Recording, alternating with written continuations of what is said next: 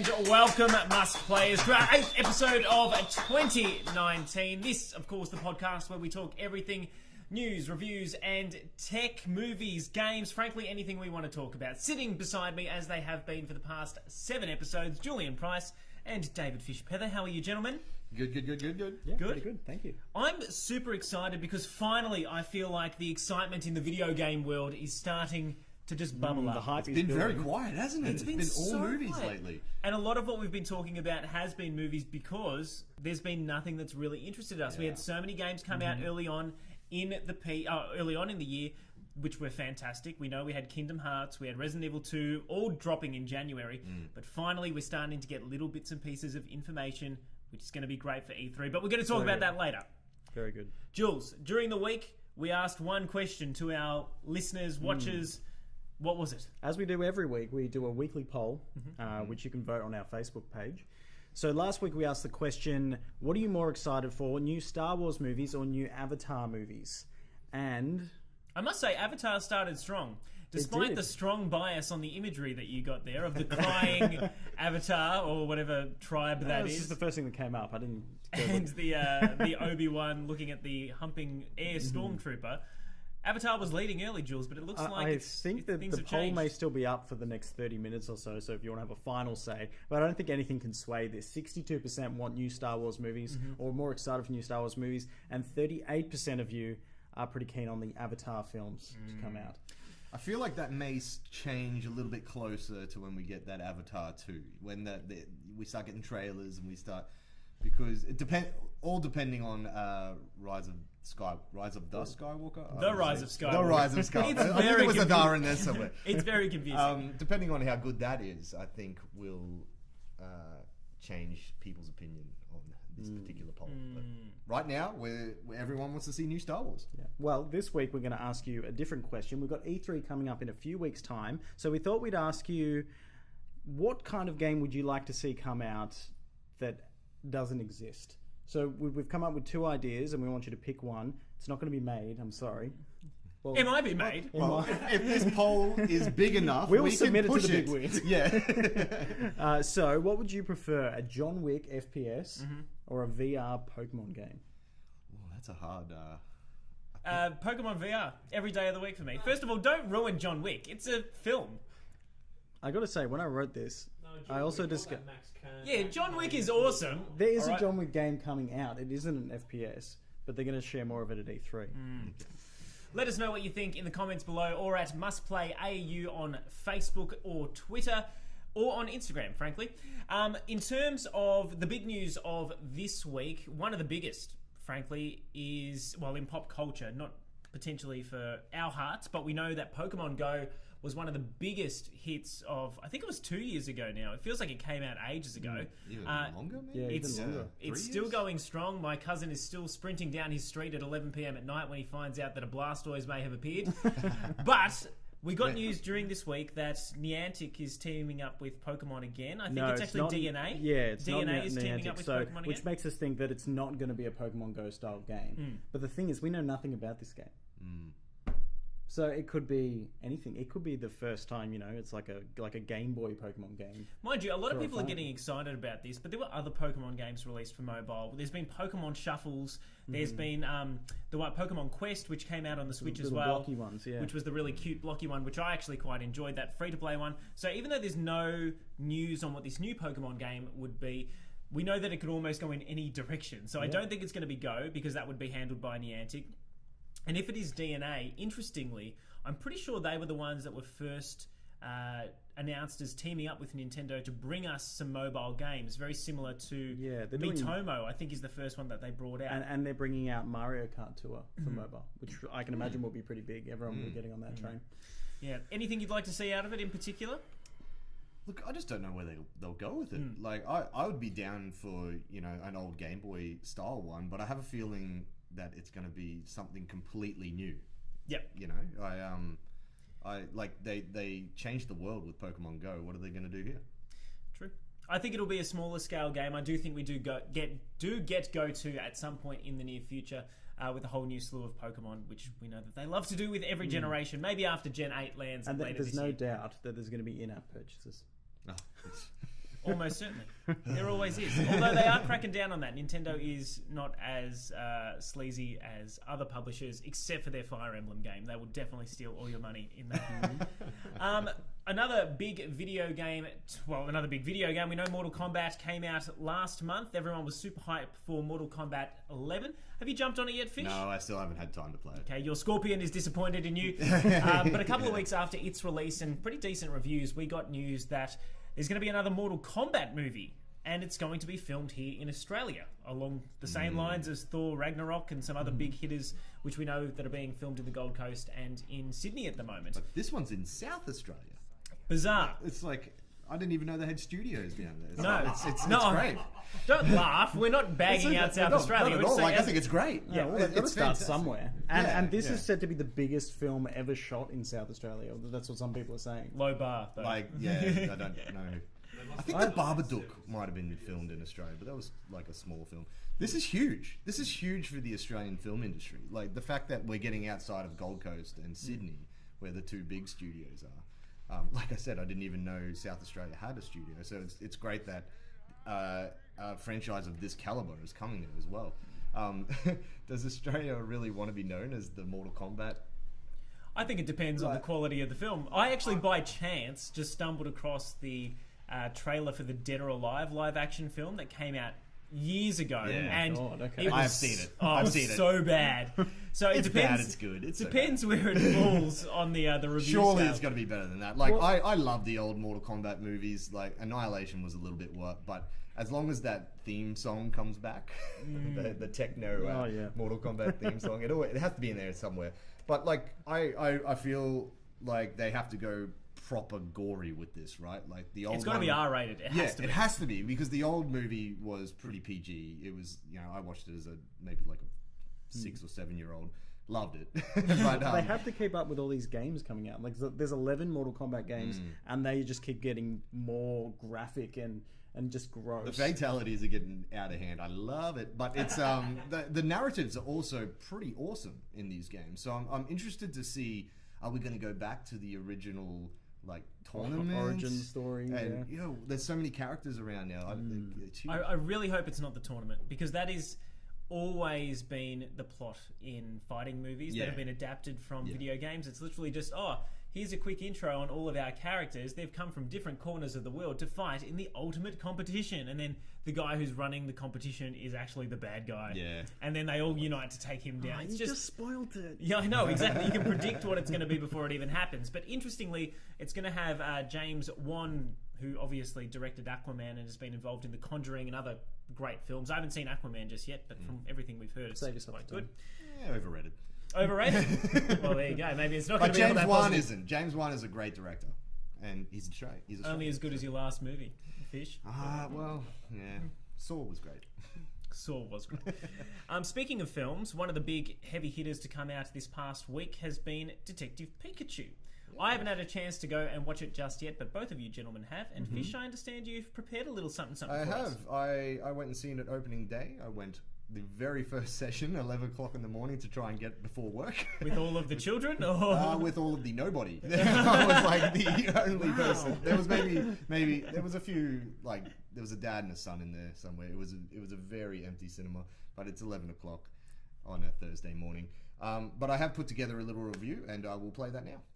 It's crazy that it's taken this long to bring the worldwide phenomenon Pokemon onto the big screen in a live-action blockbuster. But here it is, not the story of Ash Ketchum becoming a Pokemon master, but Detective Pikachu. When Tim Goodman's estranged father is reported dead in a car crash, Tim returns to the former detective's apartment to say a final goodbye, only to come across his partner Pokemon, Pikachu. Somehow, the boy and the Pokemon are able to understand each other, and the two embark on an adventure to unravel the mystery of Tim's father's death. A talking Pikachu. The last time it happened in Pokemon the movie I Choose You, Pikachu sent me into fits of laughter at just how lame it was. It's because I always want to be with you.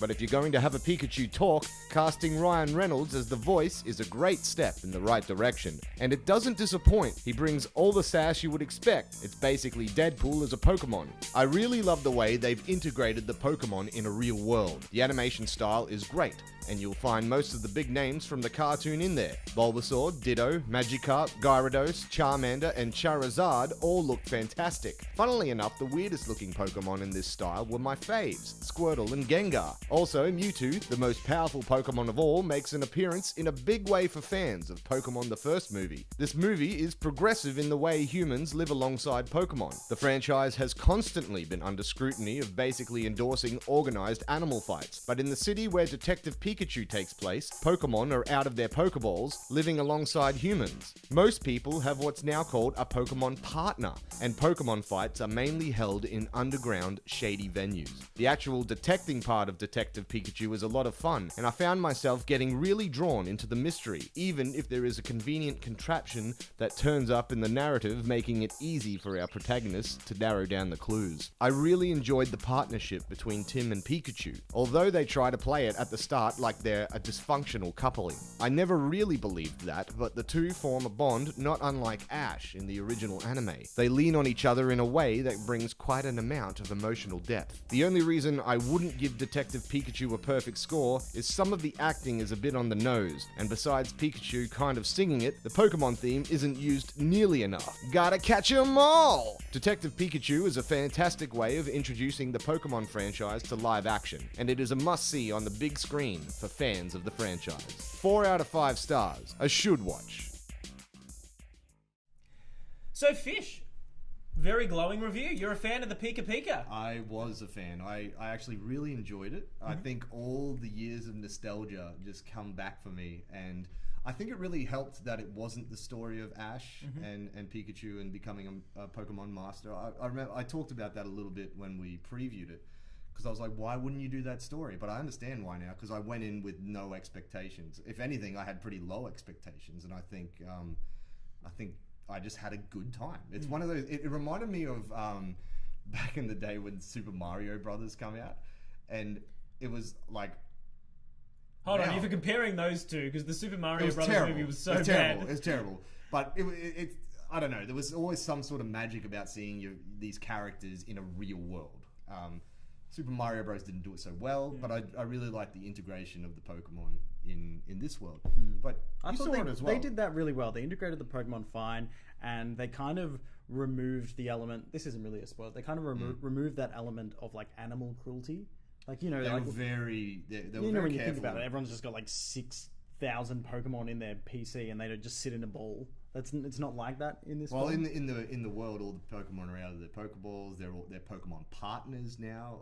They got like jobs in the real world. I saw Machamp in the trailer directing He's traffic. directed traffic. Yeah. But what was your thoughts of the film? I thought it was okay, but I felt like the climax was too quick, too sudden. It just kind of built up to this moment, and it just didn't pay off. It had a lot of gimmies in the narrative. I don't want to spoil anything, but I brought it up in the review. There's a particular contraption that helps them with their detecting process, which I'm sure you're aware of, which is very convenient. It's like, do they actually have to do any detecting? That's kind of the thing. Yeah, but outside of that, the mystery was fun. It was pretty, I don't know. It was kind of like Sonic. Like what Sonic looks like. It was a pretty generic story in the back. Like it's nothing we haven't seen before. But there's Pokemon in it, so yeah. I don't see. That's just watching the trailers, and I have no concept. I never played the game. I wouldn't say the story's generic at all. Well, in terms of a detective story, I haven't seen it. I'm assuming that the reason why this guy can speak to the Pikachu is because his dad, who's missing, is somehow like sucked inside of the Pikachu.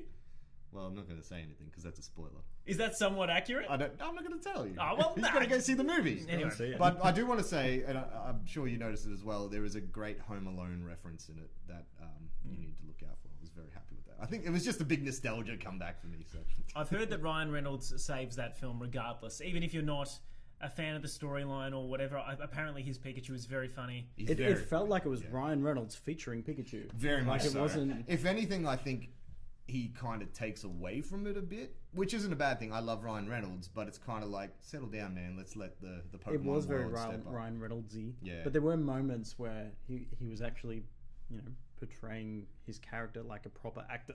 Yeah, So it was, yeah. It wasn't just Ryan Reynolds. Yeah. So. I liked some of the emotional moments in it as well. Like the connection between Tim and Pikachu is quite heartfelt. It's amazing that we can do that with like animated characters. I was watching that Christopher Robin film again on the weekend. Oh yeah, And there is something Wait, you about watched Winnie that the twice? Pooh. I've seen it. Yeah, no, I've seen it twice. I don't know good what it is about that film. I can't stop but getting emotional. It's in a that rent. film. It's a tear. Oh tear my jerker. god! There's Yeah. something just about that stupid bear. You know, every time I see, He's so simple. yeah, he is So lovable. Precisely, you know it. Yeah, I just absolutely love him. Anyway, completely different to Winnie the Pooh. What a terrible segue into it. Boom. Yeah, A complete opposite spectrum of film. we got a new trailer for the second part of the It franchise. Of course, we got the first part a couple of years ago, and no one really realised it was part one until the end of the film, where they're like, part two's coming. And you're like, oh, all right, didn't realise I had to sit through another half of this. But I got to say, it was haunting. I don't know if you guys have seen the trailer. I have, yes. And there's something I really love about horror films which start with regular people and the regular person is just a little bit off. You know, it has nothing to do with a doll or, you know, a big scary clown, which we know is what the main bad guy... Well, I mean, it's a turtle in some way, shape or form. This trailer is actually terrifying. Yeah. This old, innocent-looking old lady just is suddenly... When she peeks just around the corner, I'm like, what are you doing? I must say, the first time I watched it, I was so scared. I didn't even realise that she gets naked in, like, about halfway through that trailer. Did you notice that at all? Yes. You did? Look, I didn't find it that scary. I didn't thought it was a little bit. I don't want to say disappointing. It's setting up a good tone, and I really, because I love the first It, and I'm so excited for this movie. I can't, like, Bill Hader's in it, which is fantastic. It's got a great cast, Jessica Chastain, but I thought some of the like they choreographed those shots. Like you could see they left the gap so the old lady could trot past, and I was kind of, I don't know. I see a lot of horror movies, so it takes a lot to kind of get me going these days. But that scene is a scene from the book. Yes. I haven't read the book, but I've tried. Someone told me, someone from work, Nath, hi, told us that it's very to the book. Yeah. That trailer scene. Yeah. Yeah. Well, there's a lot in the book that they have left out for the good of the movie. I won't go into certain details. Have you finished it? I've never finished the book. Yeah, No, I've I got never about finished 3/4 of the way through, and I just Same. It's such a do it. slog. It I gets- think I might try again. and it's not a spoiler to just say at some point in the film there may be, if it adheres to the book, a giant magic talking turtle. And I have no idea how they shoehorn that into what is genuinely a horror film. Yeah. And not have it come off as just completely ridiculous. So I'm very interested to see what they do with Chapter 2. The first one was pretty excellent. Well, it balanced the horror and the coming of age story really well, which the book does to a certain extent as well. There's probably a little too much coming of age and not enough horror. But like my girlfriend was crying in the first one because she was so scared.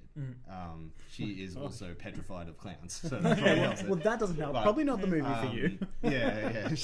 I'm not going to make her go see number 2 because she'll be heavily pregnant by that time, and we will maybe just... I'll watch that. You definitely don't want to have an impromptu birth from fear during it. Like, that is Because I'm not a good omen. I'm going to finish the movie before we deal with that. The first thing you want your baby to see is like the parent's face, not the face of a clown that's going to kill everyone. I'm excited. That'll haunt your baby's dreams forever. Final Fantasy VII, a game which a lot of people have in their top 5s or top 10s of all time. It is my top. It is your top. Number 1. Numero uno. The best game ever made.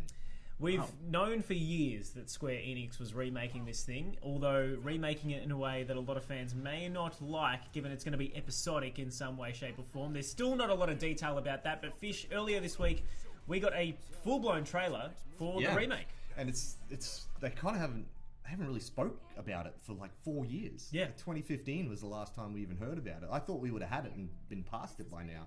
So to actually see these characters in action and see some of the gameplay and stuff, it was really exciting. Like I said, this is the original is my favorite game of all time, and I've been waiting, and so to see it, I'm kind of like, What, you're not impressed? like I don't know. The gameplay doesn't like the big thing that I'm most annoyed about, and I already knew this was going to change. They brought in like the battle systems of I think Final Fantasy 15, which were okay. It was like Final Fantasy 15 is a fun game, but I really like the turn-based stuff from the original. It's a bit out of date these days, but I would have liked to have seen some sort of play on that because that was what the game was. Anyway, they're throwing it aside, but I don't know, it looks a little bit clunky in the way that the fights, it just feels a little bit like button mashy. Let's be honest, the original game is clunky. I have never played Final Fantasy VII, but it was re-released on the Nintendo Switch a couple of months ago, and I bought it about a week before this trailer dropped. I only started playing it on Monday, and it is quite hard to control. I know that it was designed tank to be control sort of stuff, but it is a 25-year-old game. Oh, of course, but I'm saying in the way that they've rendered those worlds, the entire time I was playing it, I was thinking, I can't wait for them to remake this because it is so clunky. But see, like I'm so attached to that because of my I played it in '97. I played it through. I reckon I go back to it every couple of years. Like I'm playing it as well on the PlayStation Classic. I'm about 10 hours into it now, and it's just it's again a nostalgia thing. It's like what Aladdin coming up. It's going to be so hard to watch that because we're so attached to that original Disney film. Gosh, but I feel like I'm missing out. I've never played it. Oh man, it's so good. It's so good. But again, like it's interesting to hear you say that though, for somebody who hasn't played it and is touching it now, because it's a 20-year-old game, so it's a PS1 game. So it is clunky. Like it feels clunky as stuff. That being said, that's part of it. The one defining feature of that game, which I feel is different to a lot of the other RPGs that I've played, has been the battle system. The first time that I realised I had to wait for a length of time before I could attack, and you can delay that to build your limit meter, all that sort of stuff. Like I had no concept of it at all. So when I was working that out, I thought this is actually really smart. So to hear you say that is seemingly on the editing room floor, the cutting room floor. And that's the thing. Like as you would find that for a turn-based like fight system, it's quite fluent. It moves along quite a bit, and I think it helps that the soundtrack is fantastic in that game. So it was like do. But the new one, whatever. It is what it is. But the thing I'm most excited about, and seeing just the general running around sort of footage, is they're running around that reactor, and I have played that level like I couldn't even tell you how many times. So to be able to look around the reactor that I've built up in my imagination, because the original film was all static shots, right? They were all pre-rendered paintings, basically. I'm actually really excited to just be in the world. So that's the thing I'm most excited for. Well, at the end of the trailer, we did get you're not going to have to wait long for more information, because it just said more coming in June 2019, which we all assume is going to be linked to E3. Now, this is really our first big taste of what's to come. I mean, we've been quiet on all fronts in terms of Microsoft, and we know that Sony's not going to be there at all this year. They had their event, which was, let's be honest, underwhelming to a large degree, with the exception of Final Fantasy. But again, it's not a PlayStation exclusive as far as I'm aware. So, again, is this what you have at your event? We should probably touch on that a little bit later. But in terms of E3, it's not that far away. We're less than a month away. In fact, we're just a couple of weeks away. And we know a few big games that are coming, Jules, but nothing mind-blowing at this point. No, so I hope we see a bit more than what we've been given. We will see more of the upcoming Star Wars game, Jedi Fallen Order, which obviously I'm pretty excited for. Yeah, you're pumped for. What are you looking forward to? Pointing at you, Star Wars. I think you got a bit of Star Wars. We're repping it today. What? Sorry, mate. Come on, man. Star Wars, yeah, for sure. I'm really keen for Cyberpunk, and Final Fantasy, obviously. Yeah. Well, look, I'm the big Nintendo nerd here, so I feel like even though we haven't heard much out of them lately, we sort of already know what we can expect coming into this E3. They're going to be dropping more stuff on Mario Maker 2 tomorrow. In fact, there's an entire direct dedicated to that, so I'm not expecting them to have anything on that. In fact, it comes out just a couple of weeks after E3, if I'm not mistaken, but we will still see it there in some way, shape or form. I am expecting us to know what the next DLC characters are for Super Smash Bros. I know there's 4 to go. This is E3. I think they need to give us 2 of them, because apparently they were all supposed to be out sort of by the end of this year, halfway through next year, and I think it's been a while. Nintendo do like to separate themselves from these sort of events, so who knows? They might even make you wait longer. No. They don't like to. They still have a really big presence at E3. They haven't done the the live stage show in quite some time, but they've always still had a really big Nintendo Direct at E3. So I am expecting to see Luigi's Mansion. I'm expecting to see more of Fire Emblem, Animal Crossing, all these big games that we know that are coming in some way, shape, or form, and even the new Pokemon Sword and Shield. You should think that we'll get an information blowout on those. True, it's yeah. just a matter of whether or not we get any exciting new releases from them and or Microsoft, who I feel like may just be sort of not killing the Xbox, but they're slowly readying for their next big launch, I believe. So I don't think we we're are gonna see expecting too much. details from Halo Infinite. So I don't think that's coming out on this Xbox. we'll see some sort of. Yeah. It's on the list of things that we'll learn more about. So Yeah, and I'm sure like some sort of version of that will be available. But really, the most interesting thing I've seen so far has been that new Ghost Recon game. And I'm not the biggest Ghost Recon fan, but my God, that trailer, it went for an eternity. We sort of foreshadowed it last week, just saying that we knew that this was coming up. And I couldn't believe how long that thing went for. It went for like 4.5 minutes. it's like it a was, movie. Yeah, it was genuinely like a film. And I think they've got the actor who plays the Punisher in the Netflix series doing... that guy. Shane well from The known. Walking Dead. Yeah, that's Very well-known actor. speaking of Yeah, Walking he's good. Dead, He's a great actor. we hopefully will get more on Dying Light 2. That's on the list of things. And I'm really, really hoping that we see some sort of new gameplay and a release date for The Last of Us Part 2. Yeah. Well, I also see there's a Walking Dead game on this list. Do we know anything about that? Not me personally. No, either. I'm also looking at Bee Simulator. Yeah, I can't believe Julian put together this list, and we've got things like, Borderlands 3, Cyberpunk 2077, Doom Eternal, FIFA 20, Dying Light 2, Final Fantasy VII Remake. Fortnite's going to be there in some way, shape, or form, and then in the middle of all that is Bee Simulator. Thank you, GameSpot. Yeah, I have no idea what this game is. Jules, did you even look it up? I'll look it up right now. Yeah, look for it you. up right now, I please. don't I'm know, curious. but I want to play it. Look, if it's I'll be a anything bee. like Oh my God. Untitled Goose Game, or Be like, yourself. is it a goat simulator sort of? No, it is a bee Vibe. simulator.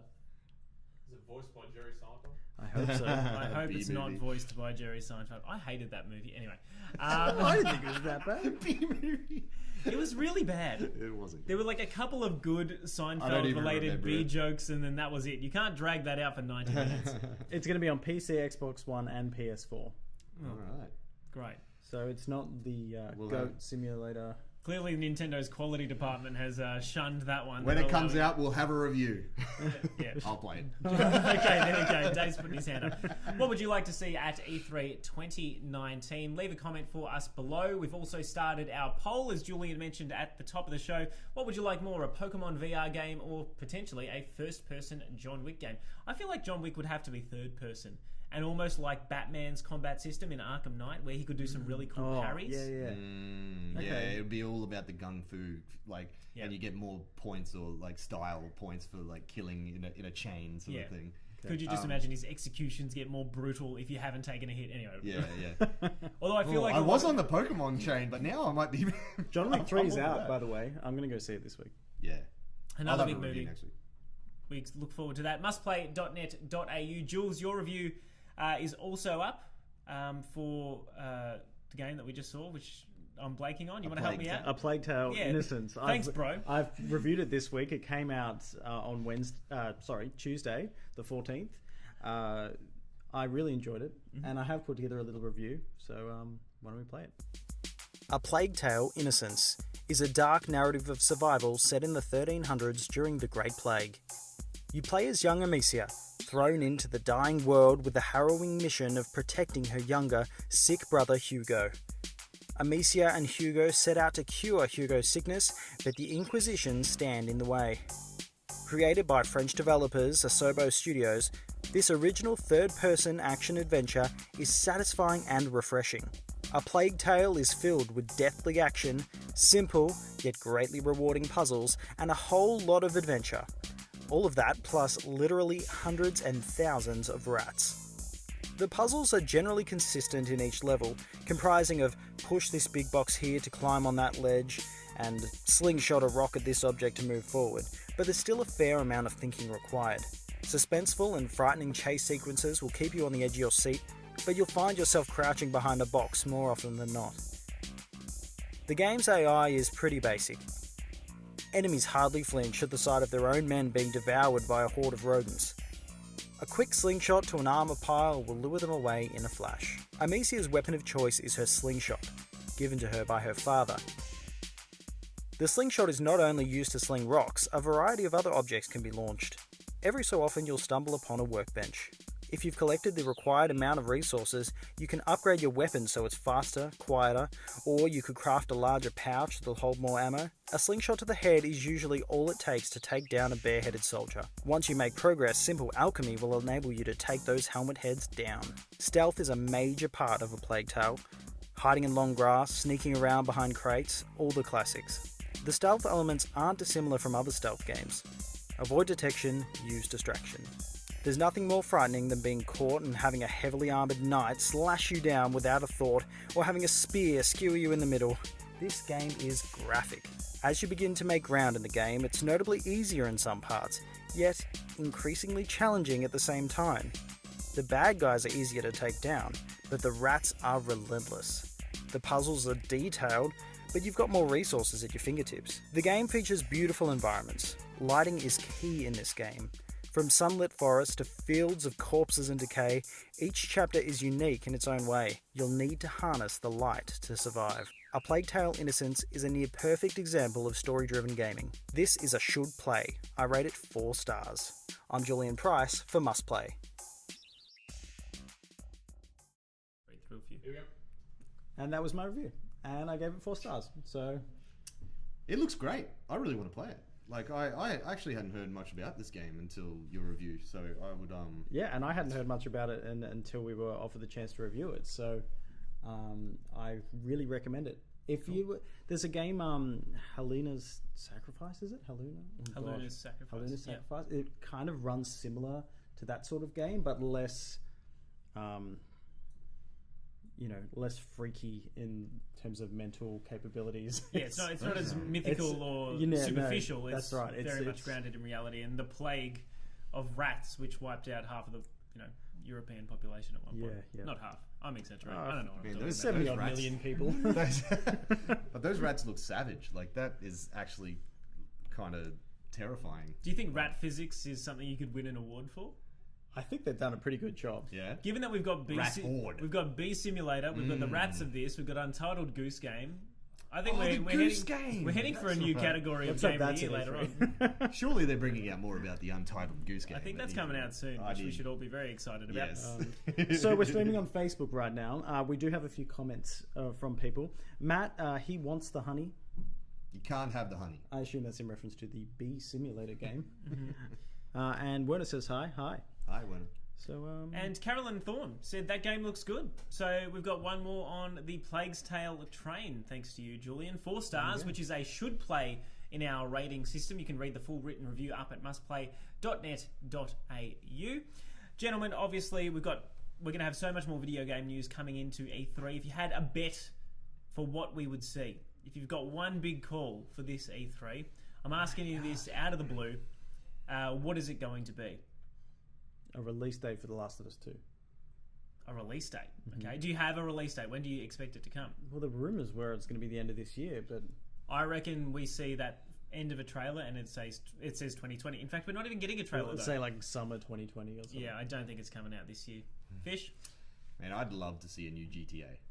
A new GTA? Yeah, something like... It has been more than 6 years since GTA 5? Yeah, and it's still in the top-selling games, I think. I think it's still in the top 10. I wouldn't be surprised if they dropped a trailer or something for it, because I feel like Red Dead has not had the staying power that they might have hoped from its online, similar to what GTA Definitely had. not as much as And GTA 5. all they need to do is, like they did with GTA 5, is show a few, vistas, a few, like, screenshots of the city, and then GTA 6, and the internet will explode.